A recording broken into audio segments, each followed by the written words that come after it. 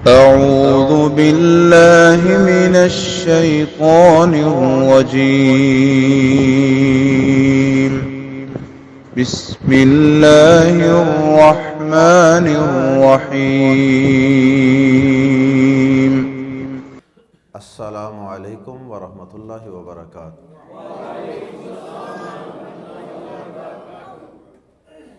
سورۃ المائدہ آیت نمبر 6،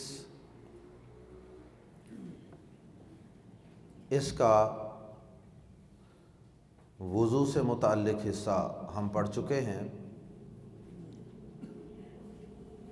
اور آج انشاءاللہ اسی آیت کریمہ کا دوسرا آدھا حصہ، جس کے اندر غسل اور تیمم کے کچھ احکام و مسائل کا تذکرہ کیا جائے گا۔ ان الحمد للہ والصلاة والسلام علی رسول اللہ، اما بعد، اعوذ باللہ السمیع العلیم من الشیطان الرجیم من ہمزہ ونفخہ ونفثہ۔ وَإِنْ، اور اگر، کنتم، ہو تم، جنوباً، جنبی، حالت جنابت میں۔ حالت جنابت اس حالت کو کہتے ہیں جب ایک مسلمان مرد یا مسلمان عورت پہ شریعت کی طرف سے غسل کرنا واجب ہوتا ہے۔ اس کی کئی صورتیں ہیں۔ نمبر 1، اگر احتلام ہو جائے، احتلام مرد کو بھی ہو سکتا ہے اور عورت کو بھی ہو سکتا ہے۔ تو احتلام کیا ہوتا ہے کہ خواب کے اندر یا بغیر خواب کے، نیند کی حالت میں انسان کو یہ محسوس ہوتا ہے کہ جیسے میں ڈسچارج ہو گیا ہوں، منی کا اخراج ہو گیا۔ تو اس حالت اور کیفیت کے بعد انسان پہ غسل واجب ہوتا ہے۔ لیکن اگر انسان کو خواب کے اندر ایسی کیفیت محسوس تو ہوئی، نیند کی حالت میں یہ کیفیت محسوس ہوئی کہ جیسے میں ڈسچارج ہوا ہوں، لیکن جب وہ بیدار ہوتا ہے، وہ اپنے کپڑے دیکھتا ہے تو اس کو کوئی چیز نظر نہیں آتی، تو ایسی صورت میں اس پہ غسل واجب نہیں ہوگا۔ ہاں، اگر اس کے کپڑوں پہ اسے کچھ نشانات بھی نظر آئیں تو پھر اس پہ غسل واجب ہوگا۔ اور اگر نیند کی حالت میں کوئی خواب یا کوئی ایسی کیفیت اس کو محسوس ہی نہیں ہوئی، لیکن کپڑے اس کو بتا رہے ہیں کہ یہاں پہ کچھ منی وغیرہ کے نشانات موجود ہیں، تو ایسی صورت میں بھی غسل واجب ہوگا۔ تو پہلی یہ حالت اور کیفیت ہوتی ہے۔ دوسری حالت ہے مباشرت۔ احتلام عام طور پہ غیر شادی شدہ افراد جو ہوتے ہیں ان کو اس کیفیت سے دوچار ہونا پڑتا ہے، اور اگر شادی شدہ مرد یا عورت ہیں تو ان کی مخصوص ملاقات اگر ہو تو اس کے بعد بھی ان پہ غسل واجب ہو جاتا ہے۔ اور یہ بات بھی سمجھ لیں کہ یہ پاکی اور ناپاکی کے احکامات اور مسئلے مسائل سیکھنے میں اور سکھانے میں ہمیں کوئی ہیزیٹیشن فیل نہیں کرنی چاہیے۔ یہ ساری فطری چیزیں ہیں، آج نہیں تو کل ان مسائل کے اندر سے ہر انسان کو گزرنا پڑتا ہے۔ تو نبی صلی اللہ علیہ وسلم کے پاس انصار کی ایک عورت آتی ہیں اور آ کے انہوں نے اسی طرح احتلام کا مسئلہ پوچھا، تو انہوں نے تمہید کے طور پہ شروع میں یہ الفاظ اور کلمات بول لیے کہ ان اللہ لا یستحیی من الحق، بے شک اللہ پاک حق بات بیان کرنے سے نہیں شرماتا۔ یعنی اللہ پاک نے قرآن میں ایسی ساری باتیں بیان کر دی ہیں اور اللہ پاک نے اس میں کوئی شرم محسوس نہیں کی، حالانکہ اللہ سے بڑھ کے کون شرم والا ہوگا، کون غیرت والا ہوگا۔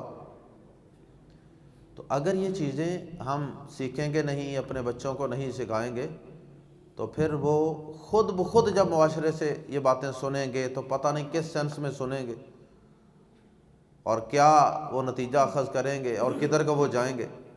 تو یہ جو اس طرح کے مسائل ہوتے ہیں شرم و حیا والے، پاکی ناپاکی والے، یہ ہمیں اپنے بچوں کو خود ہی احسن طریقے سے سکھا دینے چاہیے۔ الفاظ کا چناؤ اچھا کر لیا جائے، انداز اچھا اختیار کر لیا جائے۔ اساتذہ کرام اور والدین کو چاہیے کہ وہ بچوں کو یہ چیزیں مناسب عمر میں، جب ان کو ان مسائل کی ضرورت پیش آنے والی ہو، اس وقت یہ مسائل احسن طریقے سے سمجھا دیں اور بتا دیں۔ اور ماؤں کو خصوصاً اپنے بلوغت کی طرف بڑھنے والے جو بچے اور بچیاں ہیں ان پہ نظر رکھنی چاہیے، ان کے کپڑوں پہ نظر رکھنی چاہیے کپڑے دھوتے وقت، تاکہ ان کو علم ہو سکے کہ اب میرا بیٹا یا میری بیٹی جو ہے وہ بالغ ہو چکے ہیں، میچور ہو چکے ہیں۔ پہلی حالت جو ہوتی ہے جس میں غسل واجب ہوتا ہے وہ احتلام ہوتا ہے، اور دوسری حالت ہوتی ہے مباشرت، انٹرکورس، اور اس میں بھی غسل واجب ہو جاتا ہے جب میاں بیوی آپس میں ملاقات کرتے ہیں، تو اس کے بعد چاہے وہ ڈسچارج ہوں یا نہ ہوں ان پہ غسل واجب ہو جاتا ہے۔ اور اس کے بعد لیکن ویسے گلے ملنے سے، آپس میں پیار محبت کرنے سے غسل واجب نہیں ہوتا۔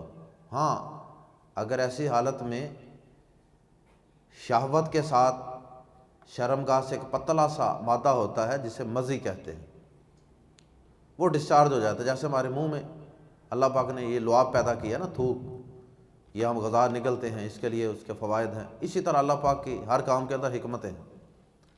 تو وہ ایک پتلا سا مادہ، ہلکا سا رشتہ ہے تھوڑا سا، تو وہ اگر رسے تو اس سے غسل واجب نہیں ہوتا، اس سے صرف اور صرف شرم گاہ کو، پیشاب والی جگہ کو دھو کر، دھونے کے بعد وضو کر لینا ہے، صرف وضو ٹوٹتا ہے اس سے۔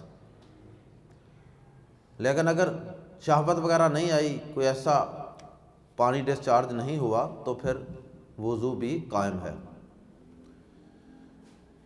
تو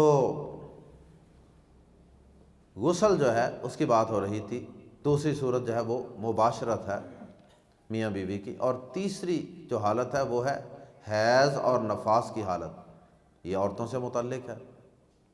پہلی جو دو حالتیں ہیں یہ مرد اور عورت دونوں کے متعلق، احتلام اور مباشرت، اور جو تیسری حالت ہے حیض یا نفاس، یہ تیسری حالت صرف عورتوں کے متعلق۔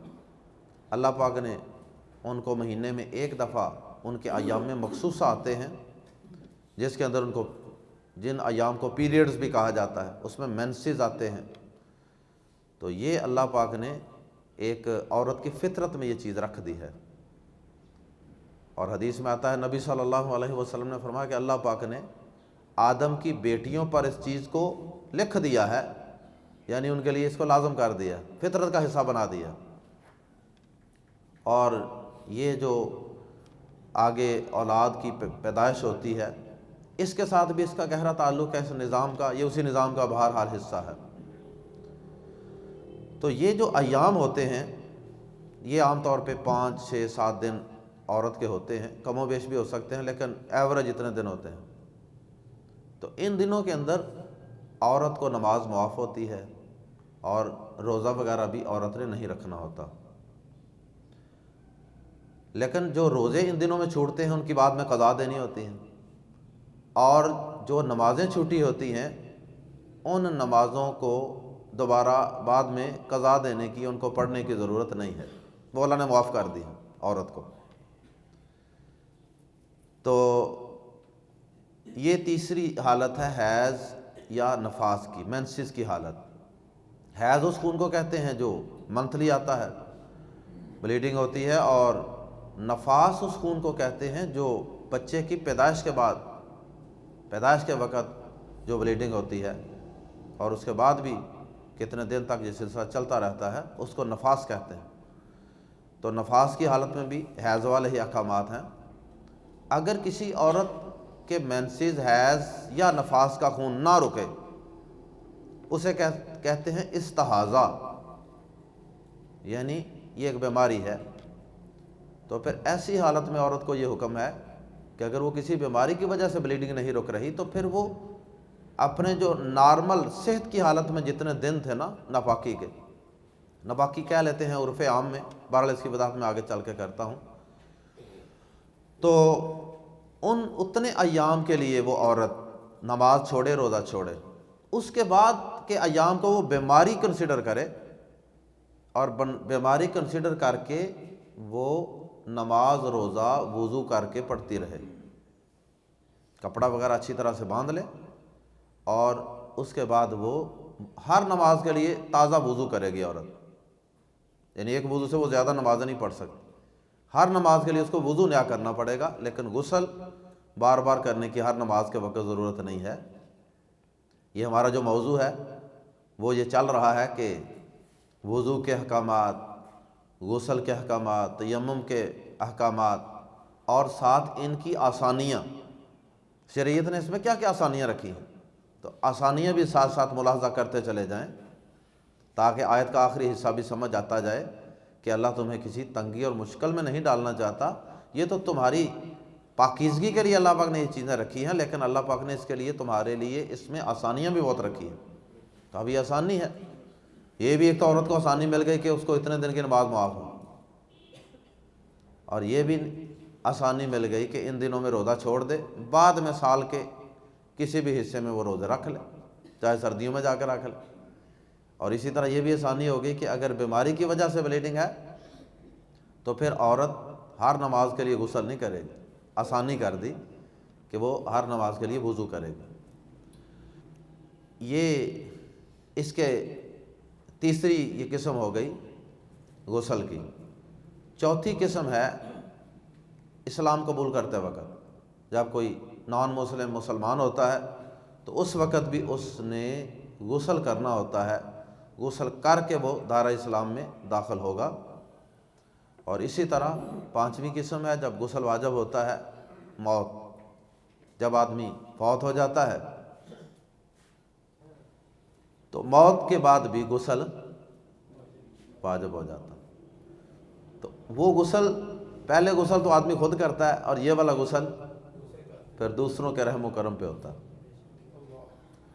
تو اس غسل کا بھی بہرحال وہی طریقہ ہوتا ہے۔ تو آئیے اب ہم غسل کا طریقہ پڑھتے ہیں کہ غسل کس طرح کرنا ہے۔ سب سے پہلے نبی صلی اللہ علیہ وسلم ہاتھوں کو دھوتے تھے، سب سے پہلے ہاتھ دھونے، اس کے بعد ہاتھ دھو کے پھر نجاست والی جگہ کو دھونا ہے، شرمگاہ کو، نجاست والی جگہ کو دھونا ہے، جو بھی وہاں نجاست لگی ہے منی کی شکل میں یا بلڈ کی شکل میں، کسی شکل میں، اس کو دھونا ہے۔ اور اس کو دھونے کے بعد نبی صلی اللہ علیہ وسلم بائیں ہاتھ سے دھوتے تھے، کیونکہ شرمگاہ کو دائیں ہاتھ سے چھونے سے بھی نبی صلی اللہ علیہ وسلم نے منع کیا ہوا، بائیں ہاتھ سے چھونا۔ تو بائیں ہاتھ کو کے ساتھ چونکہ صفائی کی ہے، بائیں ہاتھ کو پھر نبی صلی اللہ علیہ وسلم زمین پر 2-3 دفعہ رگڑتے تھے تاکہ پاکی ستھرائی، صفائی ستھرائی اچھی طرح ہو جائے، اور پھر اس کے بعد اس ہاتھ کو دھو لیا۔ تو آج کل کے دور میں واش روم تو پکے ہوتے ہیں، تو صابن وغیرہ یا کوئی ایسی چیز متبادل بھی استعمال انشاءاللہ کریں گے تو کفایت کرے گی۔ اس کے بعد پھر نبی صلی اللہ علیہ وسلم غسل شروع کرتے تھے۔ اب بسم اللہ پڑھیں، بسم اللہ پڑھیں اور نماز جیسا وضو کر لیں۔ اگر اس سے پہلے جب ہاتھ شروع میں دھوئے تھے اور نجاست دھوئی تھی، اس سے پہلے بھی بسم اللہ پڑھ لیں تو انشاءاللہ پھر بھی ٹھیک ہے، لیکن اگر یہ 2 کام کر کے بعد میں بسم اللہ پڑھ کے وضو شروع کر لیں پھر بھی ٹھیک ہے۔ بسم اللہ پڑھیں، نیت تو بڑی اہم ہوتی ہے، نیت ہے طہارت کی، پاکیزگی کی، وضو کی، مسنون غسل کی، مسنون وضو کی۔ بسم اللہ پڑھ کے پہلے وضو کرنا ہے پورا، غسل کرنے سے پہلے بسم اللہ پڑھ کے تو وضو کرنا ہے۔ بعض لوگ ہیں وہ کہتے ہیں کہ واش روم کے اندر جا کے بسم اللہ پڑھنی تو ٹھیک نہیں لگتا، تو پھر آپ باہر ہی پڑھ جائیں، واش روم میں داخل ہونے سے پہلے بسم اللہ پڑھ کے اندر چلے جائیں۔ تو وضو کرنا ہے، ہاتھ دھونے ہیں، کلی کرنی ہے، ناک میں پانی، منہ دھونا ہے، بازو دھونے ہیں۔ احادیث کے اندر زیادہ یہاں تک ہی تذکرہ ہے،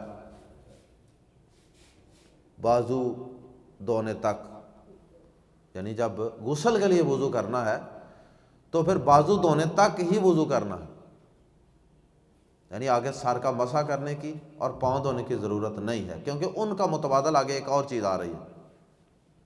اب کیا کرنا ہے؟ اب ہاتھ گیلے کرنے اور بالوں کی جڑوں کے اندر اچھی طرح سے انگلیاں پھیرنی ہیں تاکہ بال اچھی طرح تار ہو جائیں، 1 دفعہ، 2 دفعہ، 3 دفعہ، 3 دفعہ یہ کام کرنا۔ تو اچھی طرح یقین کر لینا کہ باقی میرے بال اب گیلے ہو چکے ہیں۔ شریعت کے ہر حکم کے اندر کوئی نہ کوئی بھلائی ہوتی ہے ہماری، تو شاید اس کے اندر یہ کہ آہستہ آہستہ جسم کو پانی پہنچے۔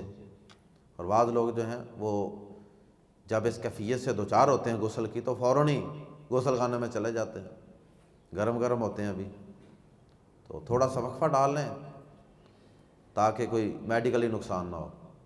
بہرحال اگر کوئی فوری چلا بھی گیا یا لیٹ بھی گیا تو ہاتھوں کو گیلا کر کے آہستہ آہستہ پہلے تھوڑا تھوڑا پانی سر تک پہنچانا ہے، بالوں کو گیلا کرنا، پھر اس کے بعد چلو بھر کے پانی کا تو سر کے اوپر ڈال دینا ہے، پھر دوسرا چلو، پھر تیسرا چلو سر کے اوپر ڈال لیں گے، اور اس کے بعد پورے جسم پہ پانی بہانا ہے۔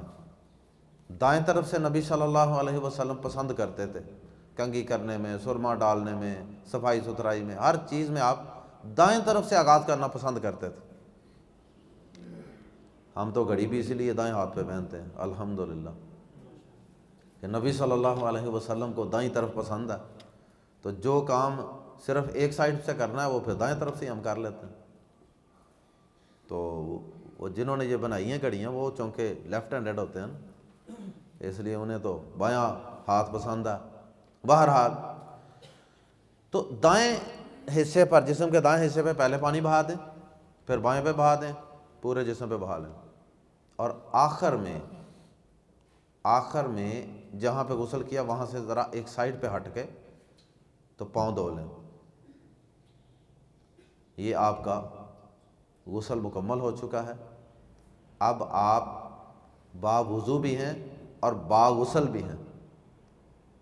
اب آپ بغیر وضو کے نماز پڑھ سکتے ہیں، لیکن شرط یہ ہے کہ دوران غسل آپ کا دوبارہ ہاتھ اپنی شرمگاہ کو، ذکر کو نہ چھوئے۔ شروع میں تو دھویا تھا نا، پہلے آغاز میں دھو لینا اس کو، اور بعد میں پھر وہاں پہ ہاتھ نہیں لگانا۔ اگر صابن وغیرہ لگانا ہے آپ کی ضرورت ہے، لیکن شرعی غسل کے اندر کوئی صابن کا کوئی کانسیپٹ نہیں ہے، وہ ہماری ویسے ایک ضرورت ہے تو لگا لیں، نہ بھی لگائیں گے تو کوئی حرج نہیں۔ تو صابن وغیرہ اگر لگانا ہے تو اس وقت پھر ذکر کو، شرمگاہ والی جگہ کو نہیں چھونا، کیونکہ اگر ہاتھ لگ گیا تو پھر وضو ٹوٹ جائے گا۔ کپڑے کے اوپر سے لگے تو نہیں ٹوٹتا، کپڑے کے بغیر ننگے بدن کو لگے تو وضو ٹوٹ جاتا ہے، پھر آخر میں دوبارہ وضو کر لیں اگر لگ گیا تو، ادروائز وضو کرنے کی ضرورت نہیں ہے۔ یہ آپ کا ہو گیا غسل کا طریقہ۔ اب غسل کے متعلق چند دیگر باتیں۔ غسل جو ہے وہ آدمی بے لباس ہو کر، برہنہ ہو کر اگر غسل کر رہا ہے لیکن ارد گرد پردہ کیا ہوا ہے یا باؤنڈری ہے، جس طرح آج کل ہمارے واش روم ہوتے ہیں غسل خانے، تو کوئی حرج کی بات نہیں ہے۔ لیکن اگر وہ واش روم غسل خانے کے اندر بھی وہ مکمل برہنہ نہ ہو، کوئی نیچے چیز پہن لے، کوئی تہمت وغیرہ باندھ لے، پورا لباس نہ اتارے تو بہتر ہے، لیکن اگر بالکل برہنہ ہو کے بھی غسل کر لے تو یہ جائز ہے۔ اسی طرح یہ کوشش بھی کرنی چاہیے کہ جو غسل خانے ہیں ان کو ٹائلٹ سے الگ بنایا جائے۔ ہمارے ہاں یہ دونوں چیزیں مکس ہوتی ہیں، تو کئی لوگوں نے اس کا اہتمام کیا ہوتا ہے کہ انہوں نے دونوں کو ساتھ ساتھ بنایا ہوتا ہے لیکن درمیان میں ایک دیوار بھی کی ہوتی ہے، اور ایک سے دوسرے میں جانے کے لیے تھوڑا سا دروازہ چھوڑا ہوتا ہے۔ اس طرح کر لیں تو یہ بھی بہتر ہے۔ تو غسل کے حوالے سے ایک مسئلہ یہ بھی ہے کہ میاں بیوی اکٹھے بھی غسل کر سکتے ہیں۔ نبی صلی اللہ علیہ وسلم اور آپ کی زوجہ محترمہ ایک ہی برتن پڑا ہوتا تھا، دونوں پہ غسل واجب ہو گیا، اکٹھے ایک ہی برتن سے پانی لے لے کے غسل کر لیتے تھے۔ اگر کسی شخص نے جرابیں پہنی ہیں، موزے پہنے ہیں، تو جب اس پہ غسل واجب ہوتا ہے تو وہ مسح ختم ہو جاتا ہے، اس کے بعد اس کو جرابیں موزے ہر حالت میں اتارنے ہی پڑیں گے۔ یہ نہیں کہنا کہ جس طرح وضو میں مسح کر لیتا تھا کوئی اس طرح کا یہاں بھی اب چکر چل جائے، وہ یہاں نہیں ہوگا، اتارنے پڑیں گے۔ نبی صلی اللہ علیہ وسلم غسل کے لیے اور وضو کے لیے بہت قلیل مقدار پانی کے استعمال کرتے ہیں۔ پانی کو زیادہ ضائع کرنا یہ اللہ تعالیٰ کو پسند نہیں، کسی بھی نعمت کو ضائع کرنا اللہ کو پسند نہیں۔ اللہ پاک جو ہیں وہ اِنَّهُ لَا يُحِبُّ الْمُسْرِفِينَ، اللہ پاک اسراف کرنے والوں کو پسند نہیں کرتا۔ اور پھر نبی صلی اللہ علیہ وسلم نے ایک حدیث کے اندر بیان کیا کہ میری امت کے کچھ لوگ ایسے ہوں گے کہ جو دعا اور طہارت کے اندر حد سے بڑھ جائیں گے۔ تو اس کے اندر بھی کئی چیزیں آتی ہیں۔ حد سے بڑھ جانے میں یہ بھی ہے کہ وضو کرتے وقت 3 کی بجائے 4 5 دفعہ آزاد ہونے شروع کر دیں، حالانکہ 3 دفعہ سے زیادہ اجازت نہیں ہے، منع ہے۔ اور اسی طرح یہ ہے کہ پانی بہت زیادہ ضائع کرنا، آدھا گھنٹہ جناب واش روم سے آواز آ رہی ہے، جناب ٹوٹا چل رہا ہے، ٹوٹی کا چل رہی ہے، ٹوٹا چل رہا ہے اور پانی بہہ رہا ہے، کوئی فکر ہی نہیں ہے۔ نبی صلی اللہ علیہ وسلم تقریباً 3 کلو کے راؤنڈ اباؤٹ، تھوڑا سا کم یا تھوڑا سا زیادہ، 3-4 کلو پانی کے ساتھ آپ غسل کر لیتے تھے۔ 3-4 کلو پانی کے ساتھ نبی صلی اللہ علیہ وسلم غسل فرما لیتے تھے۔ تو بہرحال یہ کوئی مقدار مقرر نہیں ہے، یہ صحابہ نے صحابیات نے، آپ کے ازواج نے ایک اندازہ بیان کیا کہ اتنا کو پانی آپ استعمال کریں، تو کم سے کم پانی استعمال کریں، ضائع نہ کریں۔ اگر کسی شخص پہ غسل واجب ہے، مرد ہو یا عورت، سحری کا وقت ہو گیا یا کھانے کا وقت ہو گیا، اب کھانا کھانا ہے تو آپ کھانا بغیر غسل کے بھی کھا سکتے ہیں، لیکن شرمگاہ کو دھو لیں اور وضو کر لیں پہلے، تو یہ افضل ہے، بہتر ہے کہ یہ کام پہلے کر لیں۔ اب دیکھیں اس میں پاکی ناپاکی کے اندر انسان کی اپنی رائے، اس کی کوئی اہمیت نہیں کہ کوئی شخص یہ کہے کہ ہوا خارج ہونے سے تو وضو ٹوٹ جاتا، ہوا خارج تو کہیں اور سے ہو رہی ہے، لیکن اس جگہ کو آدمی کو نہیں دھوتا، اور دھو کیا رہا ہے؟ ہاتھ دھو رہا۔ یہاں رائے کی کوئی اہمیت نہیں، اللہ اور اس کے رسول صلی اللہ علیہ وسلم کے احکامات کو اہمیت ہے۔ تو اس لیے غسل واجب ہے۔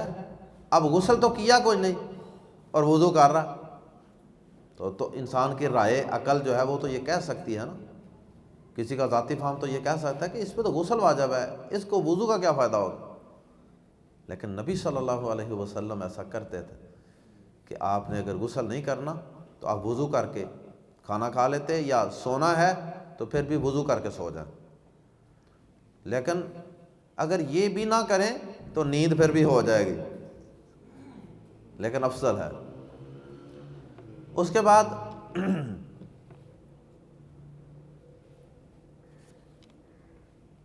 سحری بھی کئی لوگ سمجھتے ہیں کہ پتہ نہیں روزہ اس حالت میں رکھا جا سکتا ہے، کہ سحری بھی کھا سکتے ہیں، یہ بھی سنت سے ثابت ہے۔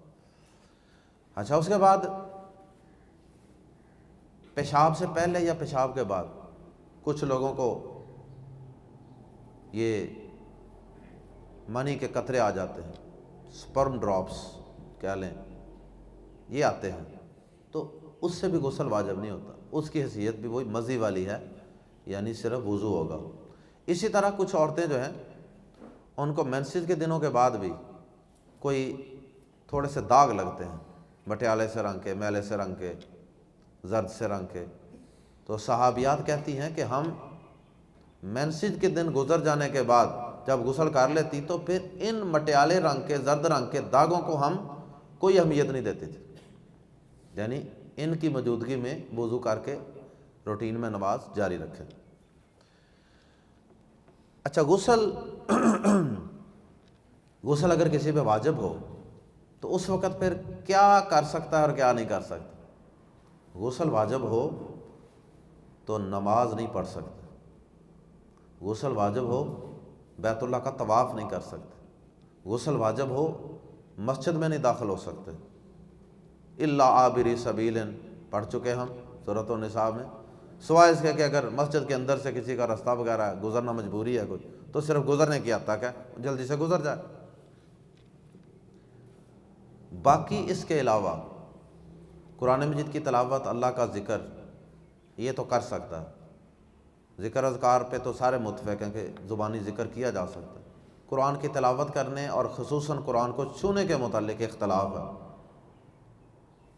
علماء کے ہاں دو موقف چلتے ہیں، کچھ کہتے ہیں کہ اس حالت میں جب غسل واجب ہو تو قرآن مجید کو نہیں چھو سکتے، اور کچھ کہتے ہیں کہ کوئی حرج نہیں ہے چھونے میں۔ تو ہمارے علم اور ہماری تحقیق کے مطابق اس حالت میں بھی مرد یا عورت قرآن مجید کو چھو سکتے ہیں اور تلاوت بھی کر سکتے ہیں۔ اگر کسی کا دل نہیں مانتا، دوسرا موقف کسی کو زیادہ مضبوط لگتا ہے تو ٹھیک ہے، وہ نہ چھوئے، لیکن اس کے لیے صحیح بخاری وغیرہ کی کئی ایک احادیث ہیں جو اس پہ ایک بین ثبوت ہیں۔ جیسے حضرت ابو ہریرہ رضی اللہ تعالیٰ، دو حدیثیں میں صرف عرض کرتا ہوں۔ ابو ہریرہ رضی اللہ تعالیٰ عنہ پہ ایک دفعہ غسل فرض تھا، غسل جنابت، نبی صلی اللہ علیہ وسلم سے ان کی بائی دیوے ملاقات کہیں ہو گئی، مصافحہ ہوا، نبی پاک صلی اللہ علیہ وسلم نے ان کا ہاتھ تھاما ہوا، درمیان میں کوئی اور آ گیا، کوئی نبی صلی اللہ علیہ وسلم کسی سے گفت و شنید میں یا کسی کام میں مصروف ہو گئے۔ ابو ہریرہ رضی اللہ تعالیٰ عنہ جو ہے نا، اب ان کے دل پہ ایک بوجھ تھا کہ میرا ہاتھ نبی صلی اللہ علیہ وسلم کے ہاتھ میں، اور مجھ پہ تو غسل واجب ہے، تو وہ نا آہستہ آہستہ جیسے بندہ کھسکاتا نا ہاتھ، وہ ہاتھ کھسکاتے نا، دیکھا کہ نبی پاک صلی اللہ علیہ وسلم کسی کام میں مصروف ہیں تو نکل گئے وہاں سے، جا کے غسل کیا، بعد میں آئے، کہیں آ کے ملے، دربار رسالت میں حاضر ہوئے، اور آ کے دوبارہ گفت و شنید ہوئی، تو نبی صلی اللہ علیہ وسلم نے پوچھا کہ یا ابا ہریرہ اینا کنتا، تو کہاں تھا، کدھر چلے گئے؟ تو انہوں نے کہا کہ یہ ماجرا تھا، غسل مجھ پہ واجب تھا۔ نبی صلی اللہ علیہ وسلم نے اس وقت حیرت کے انداز میں کہا سبحان اللہ، یہ کیا کام کیا آپ نے، سبحان اللہ، اور حیرت کے لیے سبحان اللہ کہا، اور اس کے بعد کہا کہ ان المؤمن لا ینجس، مومن نجس اور پلید نہیں ہوتا۔ تم نے شاید یہ سمجھ لیا کہ تمہارا ہاتھ ناپاک ہے، اس وجہ سے کھسکے ہو، مومن نجس پلید ناپاک نہیں ہوتا۔ بے وضو ہو جانے کا یا وضو ٹوٹ جانے کا یہ مطلب نہیں کہ یہ اب پلید ہو گیا، یا غسل واجب ہو جانے کا اب یہ مطلب نہیں ہے کہ یہ مومن پلید ہو گیا۔ انما المشرکون نجس، نجس اور پلید وہ مشرک ہے، مومن کبھی بھی نجس اور پلید نہیں ہوتا۔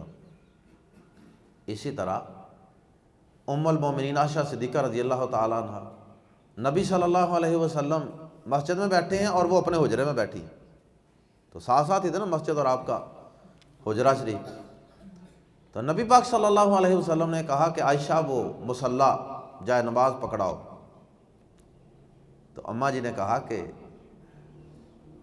میں تو حائضہ ہوں، یعنی حالت حیض میں ہوں، تو نبی صلی اللہ علیہ وسلم نے فرمایا ان حیضاتہ کی لیست فی یدک، تیرا حیض تیرے ہاتھ میں تو نہیں ہے، ہاتھ میں کیا آ گیا، ہاتھ کو کچھ نہیں ہوا۔ تو اگر جائے نماز پکڑانے میں آپ یہ کہہ رہے ہیں کہ تیرا حیض تیرے ہاتھ میں نہیں آ گیا، تو اس کا مطلب یہ ہے کہ عورت اگر قرآن مجید کو ہاتھ لگاتی ہے تو اس وقت بھی یہی کہیں گے کہ اس کا حیض اس کے ہاتھ میں نہیں آ گیا، وہ اپنی جگہ پہ ہی ہے۔ اور سیقول السفہاء جب دوسرا پارہ شروع ہوا تھا تو وہاں پہ بھی ہم نے کچھ اس کی تفصیل بیان کی تھی کہ اللہ پاک نے ہمیں امتاً وسطا بنایا ہے، امت وسط، اب یہودیوں اور عیسائیوں کے اندر اس کے متعلق جو نظریات تھے، کانسیپٹ تھے ایسی عورت کے متعلق، حائضہ عورت کے متعلق، وہ افراط و تفرید کا شکار تھے۔ ایک گروہ جو ہے وہ عورت کو بالکل ایک کمرے میں بند کر دیتا، نہ بھائی اس سے کوئی میل ملاقات نہیں، نہ یہ کھانا پکائے گی، نہ یہ کوئی اور کام کرے، اور دوسرا گروہ جو تھا وہ سارا کچھ ہی رگڑی جاتا تھا، حتیٰ کہ وہ میاں بیوی آپس میں تعلقات بھی قائم کر لیتے تھے۔ یہ افراط و تفرید ہوئی۔ اسلام نے درمیانی راہ دکھائی کہ صرف انٹر کورس نہیں ہو سکتا، باقی ہاتھ سے ہاتھ بھی ملایا جا سکتا ہے، وہ گلے بھی لگ سکتے ہیں، اور وہ مہمانوں کو کھانا بھی بنا کے دے سکتی ہے، گھر والوں کو کھانا پکا کے دے سکتی ہے، وہ جائے نماز بھی پکڑا سکتی ہے، وہ قرآن مجید بھی پڑھ سکتی ہے، سارا کچھ عورت کر سکتی ہے۔ یہ اسلام نے درمیانی اور اعتدال والی راہ دکھائی ہے۔ ھذا ما عندی والعلم عند اللہ۔ باقی کچھ لوگ جو ہیں وہ قرآن مجید کے اوپر بھی کئی لوگوں نے لکھا ہوتا ہے، یہ ہمارے برِ صغیر میں جو قرآن پرنٹ ہوتے ہیں نا، ان کے اوپر لکھا ہوتا ہے لا یمسہ الا المطہرون، سورۃ الواقعہ کی آیت ہے غالباً، کہ اس کو نہ چھوئیں مگر پاک۔ پہلے نمبر پہ تو اس کا سیاق و سباق سمجھیں، اس کی تفسیر پڑھیں پہلے کہ اس میں بات کیا ہو رہی ہے۔ یہ فرشتوں کا ذکر چل رہا ہے پیچھے، اور لوح محفوظ کا تذکرہ چل رہا ہے۔ تو دوسرے نمبر پہ اگر یہ ہمارے متعلق بھی ہے تو نہ چھوئیں مگر اس کو مگر پاک۔ تو ابھی میں نے آپ کو حدیثیں سنائی ہیں کہ مومن نجس پلید نہیں ہوتا، غسل جنابت بھی ہے، حیض کا غسل بھی واجب ہے، تو پھر بھی وہ ناپاک نہیں ہے، وہ نجس پلید نہیں ہے کہ اس پہ یاد لگائی جائے۔ ہاں تو پھر ہے کیا یہ غسل؟ یہ غسل ہے کیا؟ بس اللہ کا ایک حکم ہے، اللہ کا حکم ہے کہ یہ کام کرنا ہے، تم نے یہ کام کرو تو تم نے نہانا ہے۔ بہرحال اس کے اوپر بھی بات ہو سکتی ہے، عقلی لحاظ سے، نفسیاتی لحاظ سے اس کے کیا فوائد ہیں، لیکن بہرحال بات لمبی ہو جائے گی۔ تو شریعت کے ہر حکم میں ہمارے لیے خیر بھلائی ہوتی ہے۔ تو بس یہ ایک واجبی غسل ہے، یہ گندگی اور ناپاکی سے پاکی کی طرف آنے کے لیے نہیں ہے کہ یہ نجس پلید تھا پہلے اور اب یہ پاک ہو گیا غسل کر کے، یہ نہیں ہے۔ کپڑے بدلنا، تبدیل کرنا کوئی ضروری نہیں، صرف اتنی جگہ کو دھو لینا ہے۔ نبی صلی اللہ علیہ وسلم کے کپڑے کو حضرت عائشہ رضی اللہ تعالیٰ عنہ فرماتی ہیں کہ بعض اوقات میں دھوتی تھی اس جگہ کو، تو اس کے باوجود بھی بعد میں کوئی نشان موجود ہوتا تھا، اور بعض اوقات وہ اس کو صرف کھرچ بھی دیتی تھی۔ اگر وہ موٹی لیئر نما ہے تو پھر اس کو صرف اوپر سے کھرچ دینے سے بھی کافی ہے۔ بہرحال اگر دھو لیں تو بہتر ہے، کپڑے کو پلید نہیں ہو جاتے۔ بندہ یہاں پلید نہیں ہو رہا تو آپ کپڑوں کی بات کر رہے ہیں۔ ہم نے تو آپ کو یہ سمجھایا کہ بندہ بھی نجس پلید نہیں ہوتا، تو صرف اس کو صاف کرنا ہے، بس اس چیز کو صاف کر کے پانی بہانا ہے جسم پہ۔ عورت جب غسل کرتی ہے تو بال بڑے ہوتے ہیں، عورت کے بال باندھے ہوتے ہیں اس نے، تو شریعت نے اس کے لیے بھی ایک آسانی رکھی ہے کہ اس کے لیے بال کھولنا ضروری نہیں ہے، کھول لے تو بہتر ہے، لیکن کھولنا ضروری نہیں ہے۔ وہ ان کے اوپر پانی 3 دفعہ ڈال کے پانی ان پہ اچھی طرح بہا دے گی، تو جتنا پانی اندر چلا جائے گا اتنا ہی کافی ہے۔ جیسے داڑھی کا خلال، اس کے اندر میں نے عرض کیا تھا کہ رات کو بھگو کے نہیں رکھنی، اسی طرح عورت کے جو اس نے بال باندھے ہوتے ہیں سر کے، ان کو کھولنا بھی ضروری نہیں ہے۔ یہ بھی شریعت نے کتنی آسانی رکھ دی عورت کے لیے، کیونکہ عورتیں جب بال کھولتی ہیں پھر ان کو گیلا کرتی ہیں، پھر ان کو سکھانا کافی مشکل مرحلہ ہوتا ہے، اس میں بھی اللہ پاک نے آسانی رکھی ہے۔ آئیے ترجمہ اس کا، جو ایک جملہ ہم نے پڑھا ہے اس کا ترجمہ پڑھ لیں۔ وَإِنْ، اور اگر کنتم ہو تم، جنوباً، جنبی ہو، جنابت والے ہو، یعنی تم پہ غسل واجب ہو، فاتو اتطہروا، تو خوب پاک صاف ہو جاؤ۔ فا الگ ہے اور اتطہروا الگ ہے۔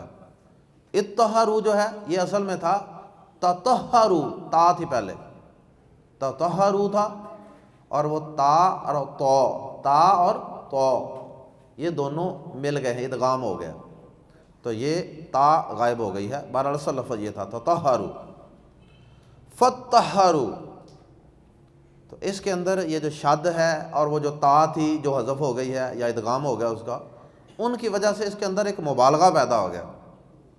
اس لیے ہم اس کا ترجمہ کریں گے کہ اگر جنبی ہو تو خوب پاک صاف ہو جاؤ، اور اگر دیگر احادیث کو ساتھ ملایا جائے تو پھر اس سے مراد کیا ہے؟ اگر تم جنبی ہو تو غسل کر لیا کرو۔ فَطَّهَرُوا سے مراد یہاں غسل ہے، غسل جنابت، جس کا طریقہ ہم نے عرض کر دیا ہے۔ باقی انشاءاللہ اس آیت کریمہ کا تیسرا حصہ انشاءاللہ ہم پڑھیں گے آئندہ۔ سبحانک اللہم و بحمدک، اشہد ان لا الہ الا انت، استغفرک و اتوب الیک۔